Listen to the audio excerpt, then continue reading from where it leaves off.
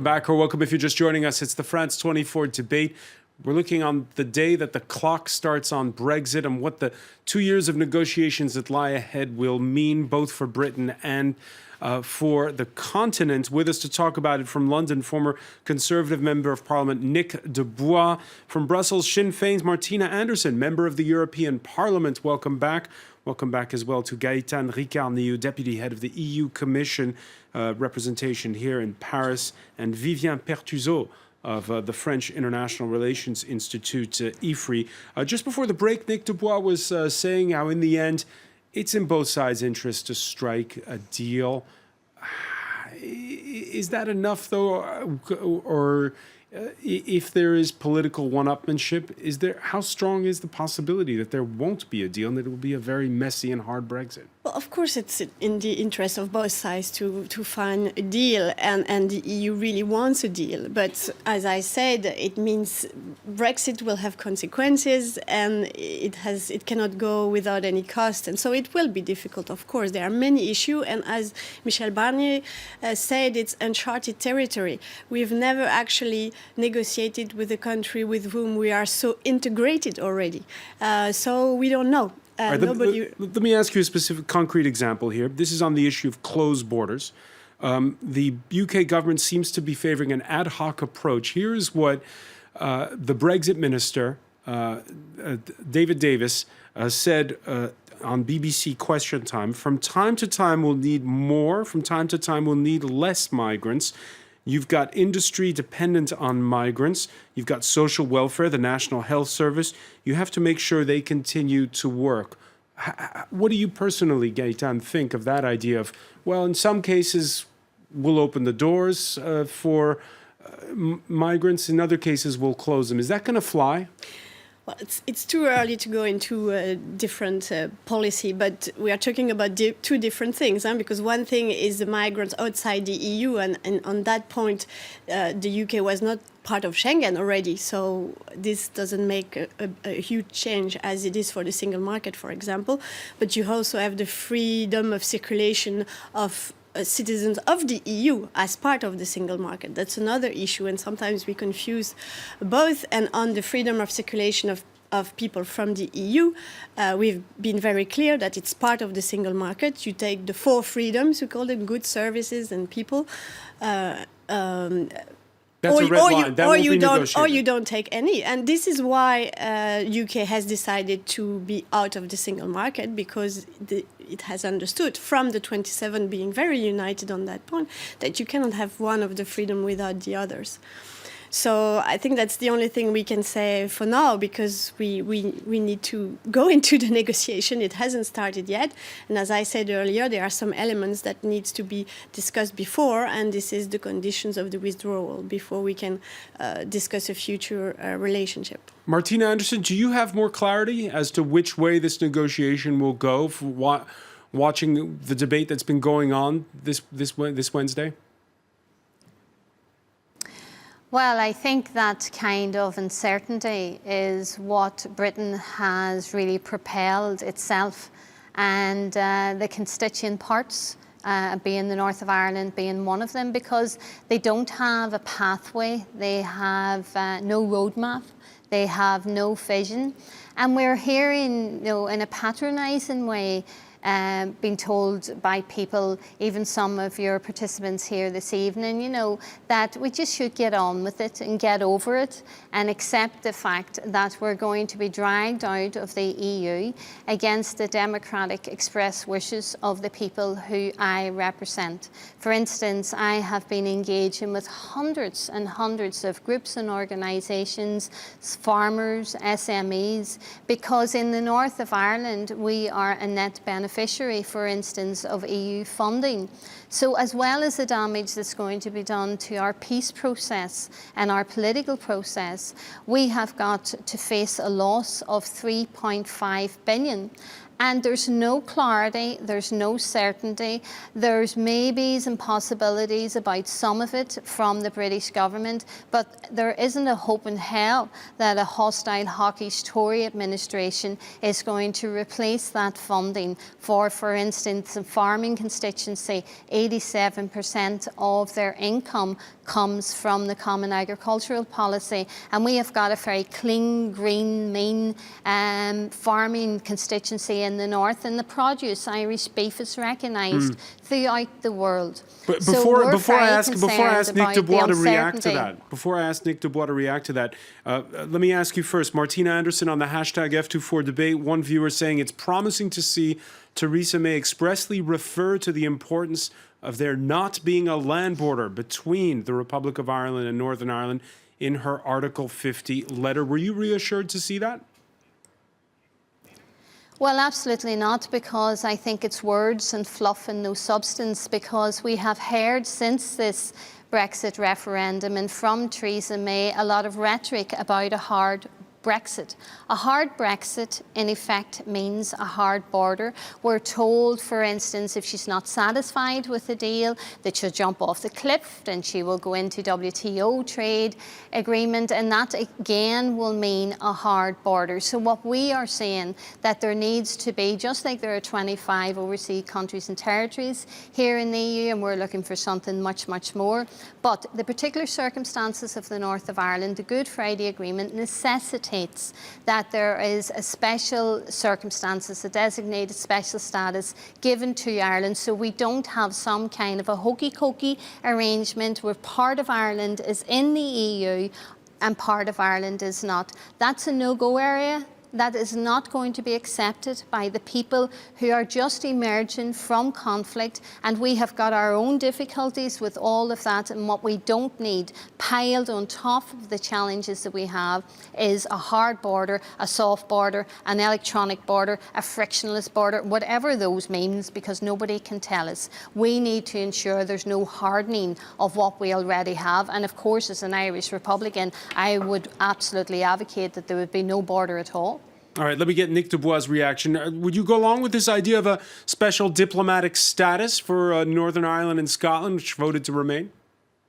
Well, I'd like to respond to two issues there that Martina's raised, which don't reflect either what Theresa May has said, or I think actually I would suggest a wider view, even in Northern Ireland. And first of all, it's quite clear that we want to protect the common travel area in Ireland, and that's effectively borderless. Now, that requires actually the agreement of not just the United Kingdom. This will be a hard border, the only hard border, if you like, between the United Kingdom and the EU, and it will require the agreement of the EU. Theresa May has made it clear today, as has indeed the EU, that they do regard what developments take place in Northern Ireland in these negotiations as crucial for multiple reasons. So I think getting that on the table, recognising the sensitivities and importance of what is happening there, particularly because it is the only hard border, is very significant. We've also talked that during these negotiations, that when powers are repatriated back to the United Kingdom Parliament, we anticipate quite a hefty devolvement of powers to the regional assemblies in Scotland, Wales and Northern Ireland. So I think the idea that this has not been addressed and is fluff is just wrong. And let me turn, on that point, let me just farming. Before we talk about the farming, your reaction to the proposal put forth by the former Prime Minister Gordon Brown, saying there should be a new system for the whole of the United Kingdom. There should be a more federal United Kingdom. Is that a good idea? Yes. Well, he's actually proposing and used the term federal. He actually talks about a big swathe of devolvement of powers to the different national governments. Now, I actually have no problem with devolving. I'm a Conservative who believes we should devolve more power. I don't quite understand the concept of federalism he's putting forward, but I do understand the need to devolve more power, and I think that is going to happen. We can't say to what extent yet, because it relies on as and when we take back powers from the EU back to the Parliament and then devolve them enough down. to keep Scotland in the UK. Well, look, I want the Union to stay together. The government clearly want the Union to stay together. I think it is hugely irrational of the Scottish government to want to seek a referendum at this time. Now, if they want to see what deal is put together, if they want to take a look, do not the people in Scotland want to say, look, what is on offer? What has been negotiated successfully with the EU and what may not be to their taste? And then, if that is the time to have a referendum, it would make more sense. But now is not the time. The United Kingdom should be... They voted as a United Kingdom on the referendum. We should negotiate as a United Kingdom on the referendum to get the best deal right across the country. And then if Scotland still persists with, let's face it, the governing party there only has one agenda, which is to secure independence, then that is up to them to make the case for that. And on the issue of farming, you heard there Martina Anderson. Can you guarantee to Martina that the farmers in Northern Ireland will be getting as much back as they are currently under the Common Agricultural Policy? Well, what I can guarantee, and what Martina is forgetting, that this money that is handed to farmers as subsidies is actually UK taxpayers' money anyway. We are a net contributor. It is our money being taken and given to the EU, which is then handed back, of which, by the way, the United Kingdom farming industry only gets 7% of the agricultural subsidies that are given out across Europe. So we're really handing back their own money to them. The fact of the matter is, it comes with a huge, heavy bureaucracy. Will you guarantee to those farmers? It comes back with a huge bureaucracy. What has been tabled by the government is that they will use these funds to distribute and support their farmers across the United Kingdom, because after all, it was our money in the first place. So the idea that it's disappearing is just political mischief-making and opportunism. Viviane Pertuzo? It's not. It's absolutely not. Viviane Pertuzo, will farmers in places like Northern Ireland be winners or losers out of all this? It really depends what the UK government wants to do with the money that it gets back. Because remember that bus that said, "Oh, the money's going to go to the National Health Service." Well, I mean, we all know that was a lie. But I mean, the main question will be for the government that once it gets all this money back, what does it want to do with it? Does it want to continue basically funding the farmers the way they were funded under the Common Agriculture Policy, or does it want to prioritize other policy fields? And we're far too early in the negotiations, and it's far too early to say whether there'll be winners or losers. But I suspect, at least I hope for the farmers in Northern Ireland, that the UK government will not want to make them losers of the negotiations. Let's talk about the negotiations. We already miss you, said the president of the European Council as he took reception of that letter from London earlier. Donald Tusk, who said his side is going to have to take a strictly business approach to these talks. There is nothing to win in this process, and I'm talking about both sides. In essence, this is about damage control. Our goal is clear: to minimize the costs for the EU citizens, businesses and member states. This is about damage control, he says. That doesn't sound like it's a win-win situation, does it? No, I mean, it's certainly not. I mean, we have to realize that all sides will lose something.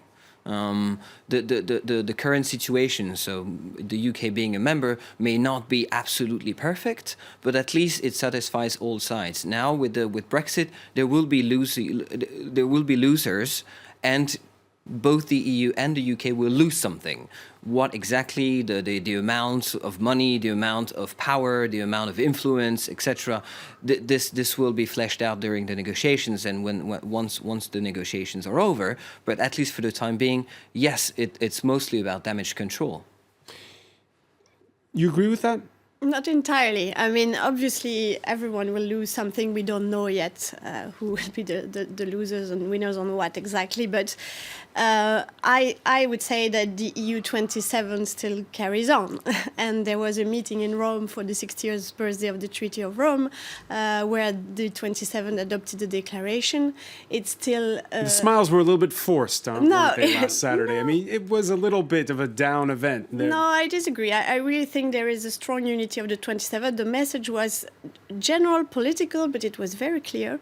And at the moment, we are entering a debate. The Commission has proposed a white paper with 5 scenarios for the future of the EU. So there is a positive agenda that still carries on. And I think it's important to say that to the citizens of the EU as well. We are not going to be captured by the Brexit negotiation. It's going to be important. And we want, as I said, to keep a constructive relationship with the UK. But at the same time, we carry on with our agenda for a union, an energy union, for a capital market union, for fighting against climate change together, for security, for the fight against terrorism. We do that together, and we hopefully hope to still do that with the UK in another relationship, but in a different way. And the 27th are really together, and I think it's important to say that. They are together. We saw pro-EU parties do well in the Netherlands recently in elections, but that's only one country. We have elections coming up in France, where a party that wants to leave the euro, perhaps even the EU, the National Front,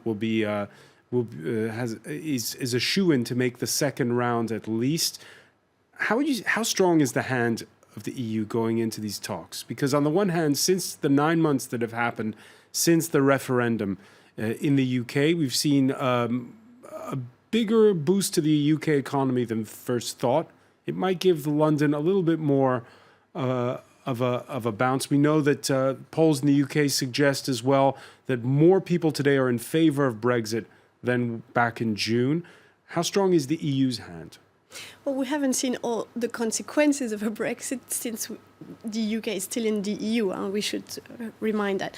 And I mean, obviously, there are some populist movements, Eurosceptic movements, stronger than what they used to be, and it is a fact, and it shouldn't be underestimated. So the EU is doing a lot to, connect with its citizens and try to listen to its citizens, but it doesn't mean that it prevents the EU 27 to carry on with, as I was saying, this positive agenda. There was a declaration in Bratislava with a lot of positive decisions to go forward, I was saying, in the energy, in security, in defense as well. And I'm really confident that will carry on. And the geopolitical environment, to a certain extent, forces also the EU to remain strong together. Martina Anderson, as somebody who sits in the same chamber as Marine Le Pen at the European Parliament, what's your reaction to the mood on the continent these days? Well, I want to clarify that I sit on the other side of the chamber to her. She sits in the far right. And I just want to make sure that people don't have the wrong impression of the group that I am affiliated with in GUI NGL. I think the mood in Europe at the moment, I think the rise of the right is worrying, to say the least. But I also think, as someone who critically engages with the EU, that Europe needs to listen. I'm very, very clear about Ireland's place being in Europe, north, south, east and west, but Europe needs reform. It needs serious reform. The Commission, for instance, has the power of initiative. It should not have that power. I think when we look at the Citizens' Initiative, the European Citizens' Initiative, and just look at CETA and the millions of people who signed that and yet were dismissed by a commissioner. And then on top of that, when you have state aid rules going mainly to big global corporations. So I think that Europe needs to ensure that what is its founding pillars, that particularly coming out of World War II, was about solidarity and prosperity. And just earlier on in your news, I heard about 150 migrants having died in the Mediterranean this week alone. And the Mediterranean has turned into a floating cemetery. And in years to come, I think people will ask us why and how each of us allowed a little boy to be washed up in a beach like a wave. So I think there's a lack of humanity, but it's certainly not going to be addressed by a rise in the right. I think what we need is more humanity, more political solidarity, international solidarity, and for Europe to make sure that the reason why it was formed out of World War II, that it doesn't take us back to that place where there's tensions within Europe. All right, Martina Anderson, unfortunately, we're going to have to leave it there. I want to thank you for joining us from Brussels. I want to thank Nick Dubois Thank you very much. in London. I also want to thank here in the studio Gaëtan Ricard-Niou and Vivien Pertuzo.